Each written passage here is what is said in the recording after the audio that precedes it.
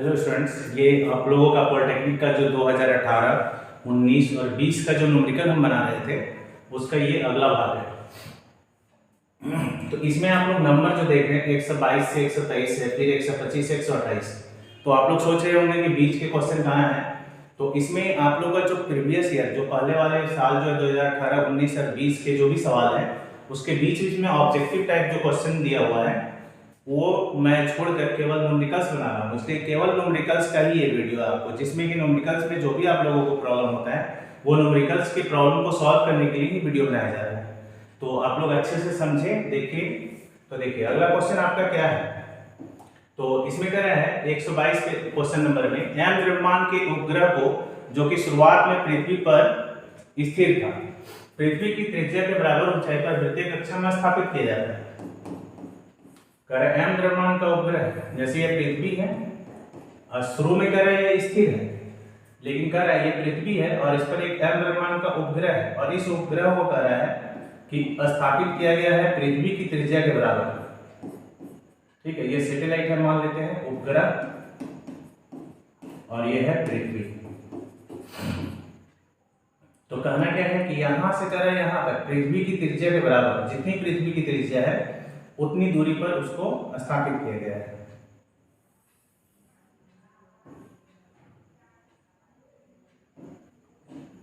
तो पृथ्वी की त्रिज्या के बराबर यहां से यहां जो है ये कह रहा है पृथ्वी की त्रिज्या अगर r है तो इसको स्थापित भी किया गया है ऊपर r पर ही, और पृथ्वी का ये सेंटर हम लोग O मान लेते हैं, ये पृथ्वी हो गई। तो हम लोगों को निकालना क्या है, हम लोगों को निकालना है कि पृथ्वी की त्रिज्या के बराबर तो ये इसको इस कक्षा में इसको स्थापित किया गया है।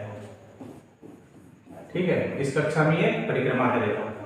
तो कह रहा है कि आवश्यक न्यूनतम ऊर्जा, के घूमने के लिए इसको ऊर्जा चाहिए ना, तो आवश्यक न्यूनतम ऊर्जा निकालना है। तो लिखेंगे आवश्यक न्यूनतम ऊर्जा। तो इसका एक फॉर्मूला होता है, फॉर्मूला उसी टाइप का होगा, Gmm, और फॉर्मूला होता है R+H, यानी H ऊंचाई पर अगर किसी उपग्रह की ऊर्जा हो तो उसका फॉर्मूला ये है। ठीक है, तो इसमें हम लोग देख रहे हैं क्या कि चूंकि जो इसकी ऊंचाई है पृथ्वी की त्रिज्या के बराबर, तो Gmm और दोनों में लिख देंगे R+R, तो आंसर हो जाएगा Gmm/2R। यही आपका आंसर होगा बी। ठीक है, अब अगला क्वेश्चन देखिए।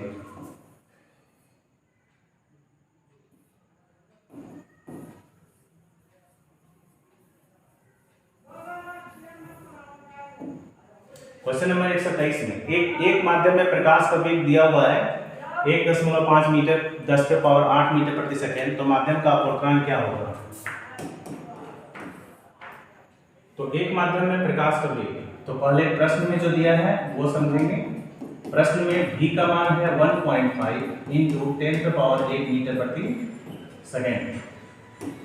क्योंकि हम जानते हैं कि अपवर्तनांक का सूत्र क्या होता है, अपवर्तनांक का फॉर्मूला होता है n = c/v। c क्या है, प्रकाश का वेग है, तो 3 × 10⁸ मीटर प्रति सेकेंड होगा। तो हम लोगों को अपवर्तनांक अगर निकालना है तो n = 3 × 10⁸ बाय वेग कितना है 1.5 × 10⁸, ये कट जाएगा। ठीक है, पॉइंट हटाएंगे तो होगा 10, और 3 से घटा देंगे 5 बार में, या 5 से घटा देंगे 2 बार में, तो इसका अपवर्तनांक हो जाएगा 2। ठीक है, अब अगला क्वेश्चन है 123 के बाद 125।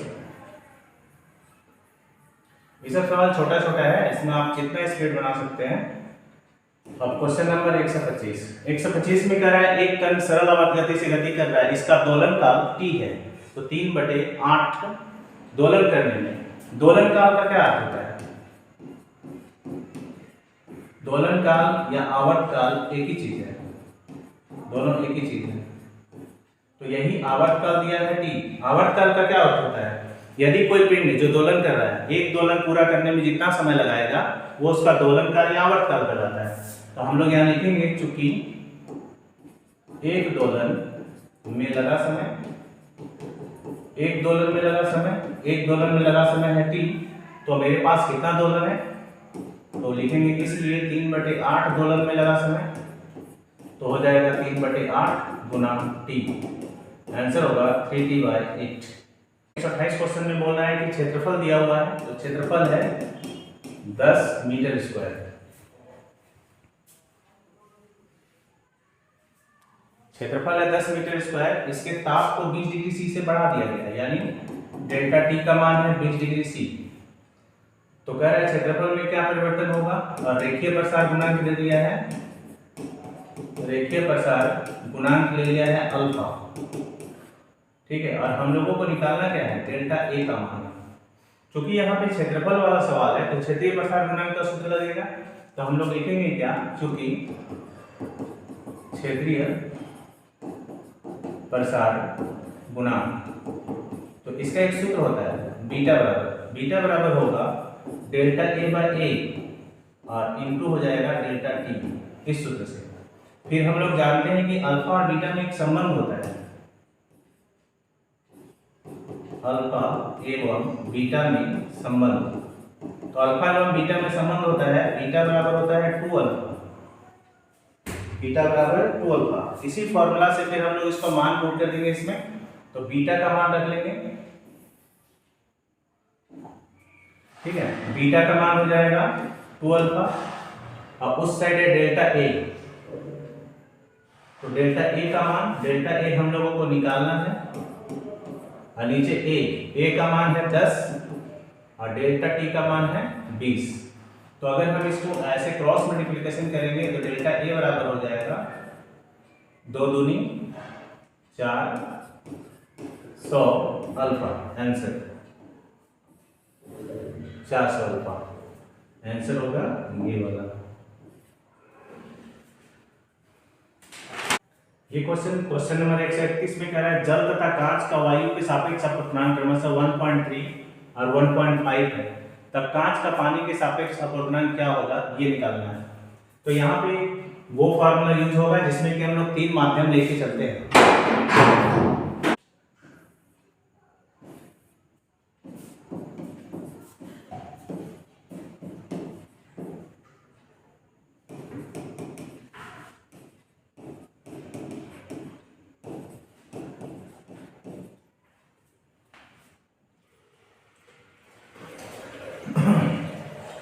तो यहाँ हवा के सापेक्ष पानी को अगर हम लोग को दर्शाना है तो यहाँ लिखेंगे, अपवर्तनांक को म्यू से सूचित करते हैं, तो हवा के सापेक्ष पानी को हम लोग सब दर्शाएंगे ए म्यू डब्ल्यू, इसका मान दिया हुआ है 1.3।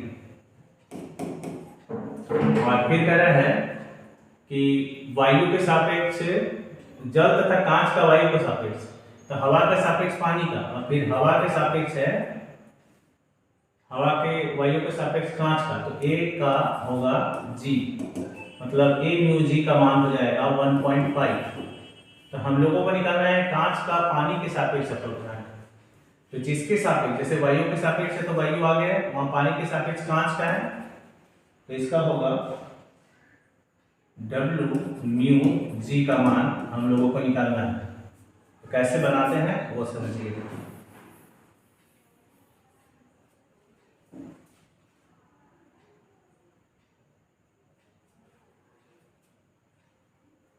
तो सबसे पहले एक सूत्र होता है, उस सूत्र को ही लेके चलेंगे हम लोग। तो इसका सूत्र होता है A mu W into W mu G, और फिर होता है जी म्यू ए बराबर 1। यानी हवा के सापेक्ष पानी का, पानी के सापेक्ष कांच का, कांच के सापेक्ष हवा का, तीनों का गुणनफल, तीनों के अपवर्तनांक का गुणनफल 1 होता है। तो हम लोग के पास है क्या क्वेश्चन में, ए म्यू डब्ल्यू का मान दिया हुआ है 1.3 और डब्ल्यू म्यू जी, तो डब्ल्यू म्यू जी का मान हम लोगों को निकालना है, तो ये रहने देंगे, और ये दिया है जी म्यू ए, लेकिन हमारे पास तो ए म्यू जी है, तो इसका जो मान होगा वो जस्ट उसका उल्टा होगा, ये बराबर 1.3 इंटू डब्ल्यू म्यू जी बाय ए म्यू जी बराबर 1। तो अब इसको हम लोग लेके चलेंगे आगे, तो हो जाएगा 1.3 इंटू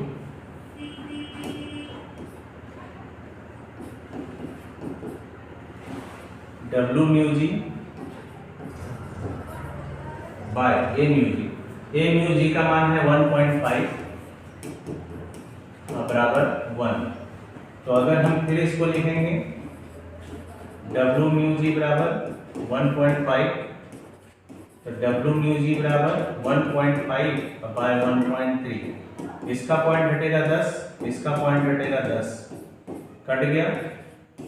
डब्ल्यू म्यू जी बराबर 15/13, यह आंसर हो जाएगा। तो पानी के सापेक्ष कांच का फूटना 15/13 या 1.5 1.3 दोनों पॉइंट में भी रख सकते हैं। यहाँ पर अगर बिना पॉइंट का लिखेंगे तो एक गुब्बारे में 2 ग्राम हवा है, एक गुब्बारे में 2 ग्राम हवा, तो m का मान लिखेंगे 2 ग्राम, इसको हम लोग केजी में कन्वर्ट कर देंगे तो हो जाएगा 2/1000, 0.002 kg।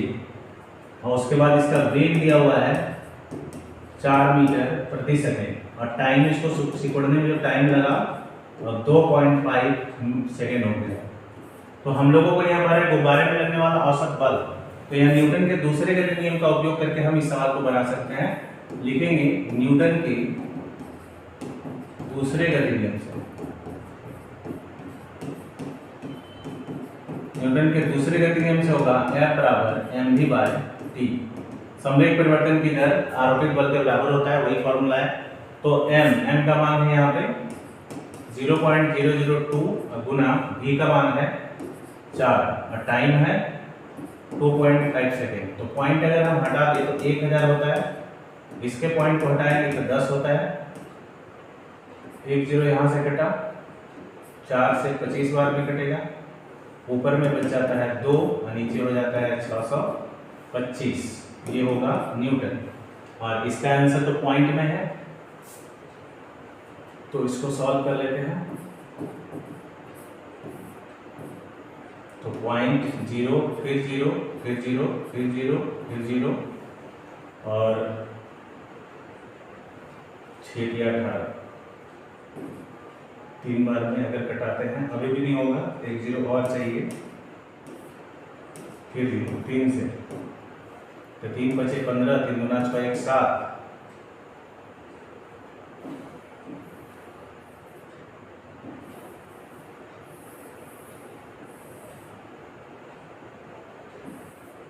तो यहाँ F बराबर होगा, m का मान है 0.002, अब v का मान है 4 और नीचे टाइम 2.5।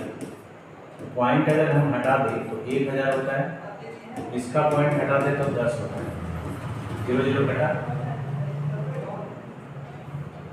तो अब हम लोग इसको एक काम करते हैं, ऊपर वाला को रहने देते हैं 8 और नीचे हो जाएगा 2500। तो इसको दशमलव में बदलने के लिए 4 से गुना करते तो हो जाएगा, तो 8 चौके 32। इससे क्या होगा, आपको भाग भी देना पड़ेगा, 25 चौके 100 और डबल 0, तो पॉइंट में बदलेंगे तो 0.0032, और ये जो कि बल है तो आंसर होगा न्यूटन। सबसे पहले ताप इसका क्या दिया हुआ है, T1 का मान है 30 डिग्री C और द्रव्यमान है 10 ग्राम, और T2 का मान है 100 डिग्री C। तो पहले हम लोग डेल्टा T निकाल लेंगे, T2 minus T1, 100 minus minus हो जाएगा प्लस 20 डिग्री C, तो 120 डिग्री C होगा। इसके बाद द्रव्यमान को इसके ग्राम में चेंज करनी, किलोग्राम में नहीं बदले क्योंकि क्वेश्चन में ग्राम में ही सब कुछ दिया हुआ है। अब विशिष्ट ऊष्मा S का मान है 0.5 कैलोरी प्रति ग्राम डिग्री सेंटीग्रेड, ठीक है, ऐसा दिया हुआ है।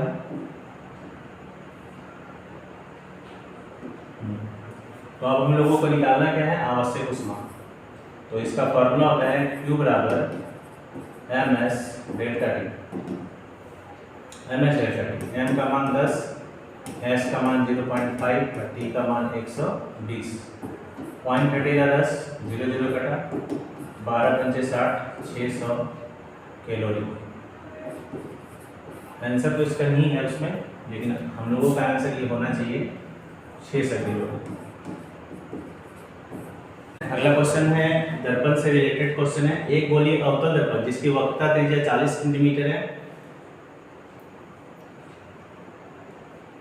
140 सेंटीमीटर है। इस दर्पण से वस्तु के आकार का आधा आकार का वास्तविक प्रतिबिंब प्राप्त होता है। वस्तु और प्रतिबिंब की दूरियां क्या है, तो इसको कैसे बनाते हैं देखिए। सबसे पहले अवतल दर्पण है, अवतल दर्पण में r का मान दिया है तो -40 सेंटीमीटर ले लेंगे, तो इसकी त्रिज्या हो जाएगी -40/2, तो हो जाएगा -20 सेंटीमीटर। अब इसमें कह रहे हैं कि आवर्धन इसका आधा है यानी हाफ, तो इसका आवर्धन का फॉर्मूला v/u, तो 1/2, तो u बराबर हो जाएगा 2v।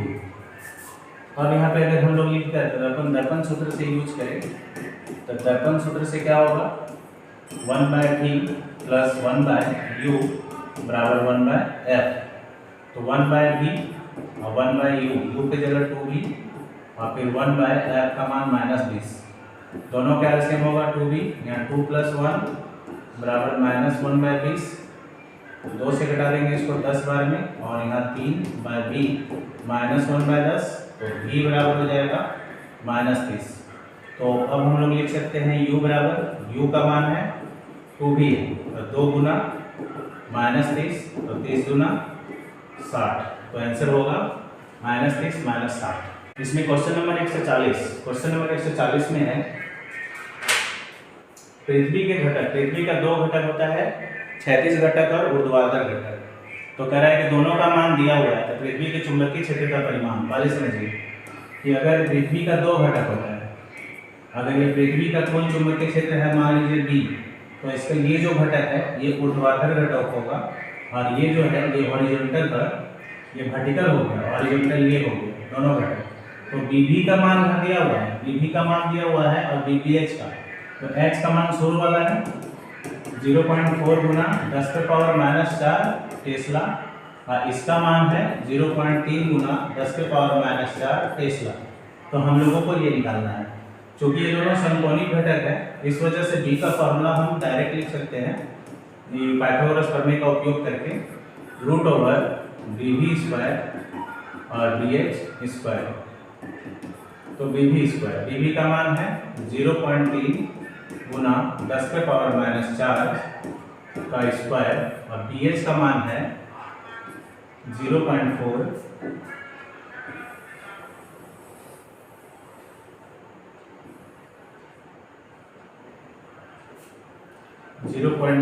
गुना 10⁻⁴